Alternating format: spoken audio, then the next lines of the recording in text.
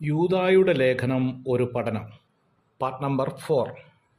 യൂദായുടെ ലേഖനത്തിലെ അഭിസംബോധനയിൽ അടങ്ങിയിരിക്കുന്ന 3 കാര്യങ്ങളായിരുന്നു നാം ചിന്തിച്ചുകൊണ്ടിരുന്നത്. കരുണ, സമാധാനം, സ്നേഹം എന്നിങ്ങനെയായിരുന്നു അത്. ദൈവം സ്നേഹം തന്നെ. സ്നേഹത്തിൽ വസിക്കുന്നവൻ ദൈവത്തിൽ വസിക്കുന്നു, ദൈവം അവനിലും വസിക്കുന്നു എന്ന് യോഹന്നാന്റെ ലേഖനത്തിൽ നാം കാണുന്നുണ്ട്. യൂദായുടെ ലേഖനത്തിൽ 3 പ്രാവശ്യം സ്നേഹം എന്ന വാക്ക് ഉപയോഗിച്ചിരിക്കുന്നതായി കാണുന്നുണ്ട്. 3-ാം വാക്യം, 12-ാം വാക്യം, 21-ാം വാക്യം. ഇവിടെയെല്ലാം അഗപ്പെ എന്ന ഗ്രീക്ക് വാക്കാണ് ഉപയോഗിച്ചിരിക്കുന്നത്. ദൈവത്തിൻ്റെയും ക്രിസ്തുവിൻ്റെയും മനുഷ്യനോടുള്ള സ്നേഹമാണ് അഗപ്പെ എന്ന വാക്കുകൊണ്ട് ഉദ്ദേശിക്കുന്നത്. മാനുഷിക സ്നേഹത്തിൻ്റെ 4 ഉദാഹരണങ്ങൾ തിരുവെഴുത്തിൽ നമുക്ക് കാണാൻ സാധിക്കും. ഒന്ന്, യോസഫിൻ്റെ പിതാവായ യാക്കോബിൻ്റെ സ്നേഹത്തെക്കുറിച്ച് ഉൽപ്പത്തി പുസ്തകം 37-ാം അധ്യായത്തിൽ നാം കാണുന്നുണ്ട്. യോസെഫിനെ യാക്കോബ് സ്നേഹിക്കാനുള്ള 2 കാരണങ്ങളിൽ ഒന്ന്, യോസെഫ് വാർദ്ധക്യത്തിലെ മകനായതുകൊണ്ടാണ്. രണ്ടാമത്, സഹോദരങ്ങളുടെ ശ്രുതി അപ്പോൾ അപ്പനെ അറിയിക്കും എന്നതാണ്.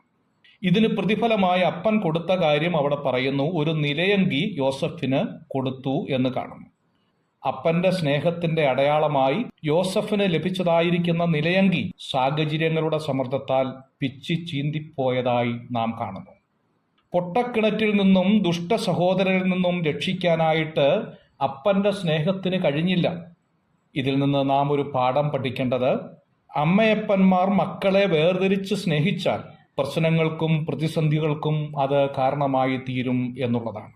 എഫെസ്യ ലേഖനം 6-ാം അധ്യായത്തിന്റെ 4-ാം വാക്യത്തിൽ, പിതാക്കന്മാരെ, നിങ്ങളുടെ മക്കളെ കോപിപ്പിക്കാതെ കർത്താവിൽ ബാലശിക്ഷയിലും പഥ്യോപദേശത്തിലും പോറ്റി വളർത്തുവിൻ എന്നതുകൊണ്ട് ഉദ്ദേശിക്കുന്നത് മക്കളിൽ വേർതിരിച്ചുള്ള സ്നേഹം മാതാപിതാക്കൾ കാണിക്കരുത് എന്നുള്ളതാണ്. മാനുഷികമായിരിക്കുന്ന ഏതു സ്നേഹത്തിനും അതിർവരമ്പുകളുണ്ട് എന്നുള്ളതാണ്. എന്നാൽ അതിർവരമ്പുകളില്ലാത്ത സ്നേഹത്തെക്കുറിച്ചാണ് അഗപ്പെ എന്ന വാക്കുകൊണ്ട് ഉദ്ദേശിക്കുന്നത്. രണ്ടാമത്തെ സ്നേഹത്തിന്റെ ഒരു ഉദാഹരണം ഉൽപ്പത്തി പുസ്തകം 39-ാം അധ്യായത്തിന്റെ 3-ാം വാക്യത്തിൽ രേഖപ്പെടുത്തുകയാണ്. പോത്തിഫറിന്റെ സ്നേഹമാണ്. ഇവിടെ പോത്തിഫർ എന്ന് പറയുന്നത് മുഖ്യമന്ത്രി, പ്രധാനമന്ത്രി എന്ന് പറയുന്നത് പോലെയുള്ള ഒരു സ്ഥാനപ്പേരാണ്. പോത്തിഫർ സകല അധികാരവും യോസഫിന് കൊടുത്തു എന്നും ഉൽപ്പത്തി പുസ്തകം 39-ാം അധ്യായത്തിന്റെ 4 മുതലുള്ള വാക്യങ്ങളിൽ കാണുന്നുണ്ട്. ലോകം ഇങ്ങനെയാണ്. നമുക്ക് കഴിവും ശക്തിയും ഉണ്ട് എന്നറിഞ്ഞാൽ എന്ത് അധികാരവും നമ്മളെ ഏൽപ്പിക്കാൻ അവർ തയ്യാറാണ്. അതിൽ നിന്നും ലാഭമുണ്ടാക്കുക എന്ന ഒരൊറ്റ ഉദ്ദേശം മാത്രമായിരിക്കും അവരുടെ പിമ്പിലുള്ളത്. എന്നാൽ യോസഫ് കുറ്റാരോപിതനായപ്പോൾ താൻ ചെയ്തത് ശരിയോ തെറ്റോ എന്ന് പോലും അന്വേഷിക്കാതെ തന്നെ കാരാഗ്രഹത്തിൽ അടച്ചു എന്നുള്ളതാണ്.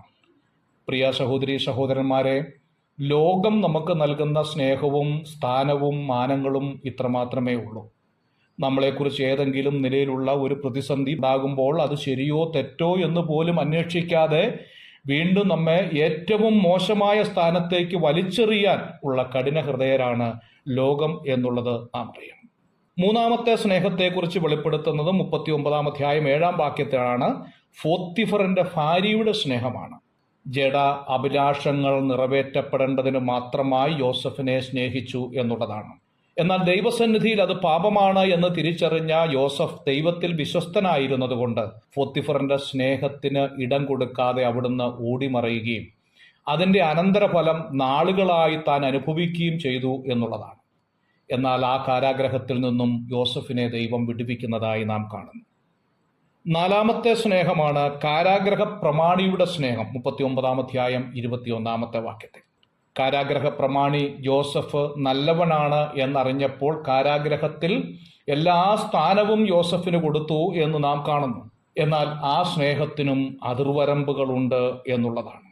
ദൈവത്തിന്റെ സ്നേഹം അതിർവരമ്പുകളില്ലാതെ കാലങ്ങൾ കഴിഞ്ഞാലും സംശയത്തിനിട കൊടുക്കാതെ വണ്ണം കരങ്ങളിൽ വഹിച്ചു നമ്മെ നടത്തുന്ന സ്നേഹമാണ്. 145-ാം സങ്കീർത്തനത്തിന്റെ 9-ാം വാക്യത്തിൽ നാം വായിക്കുന്നു, യഹോവ എല്ലാവർക്കും നല്ലവൻ, തന്റെ സകല പ്രവൃത്തികളോടും അവന് കരുണ തോന്നുന്നു എന്ന്. 103-ാം സങ്കീർത്തനത്തിന്റെ 1-ാം വാക്യത്തിൽ നാം വായിക്കുന്നു, ആകാശം ഭൂമിക്ക് മീതെ ഉയർന്നിരിക്കുന്നത് പോലെ അവന്റെ ദയ അവന്റെ ഭക്തന്മാരോട് വലുതായിരിക്കുന്നു. 1 യോഹന്നാൻ 3-ാം അധ്യായത്തിന്റെ 1-ാം വാക്യത്തിൽ വീണ്ടും നാം വായിക്കുന്നു, കാൺമീൻ, നാം ദൈവമക്കൾ എന്ന് വിളിക്കപ്പെടുവാൻ പിതാവ് നമുക്ക് എത്ര വലിയ സ്നേഹം നൽകിയിരിക്കുന്നു.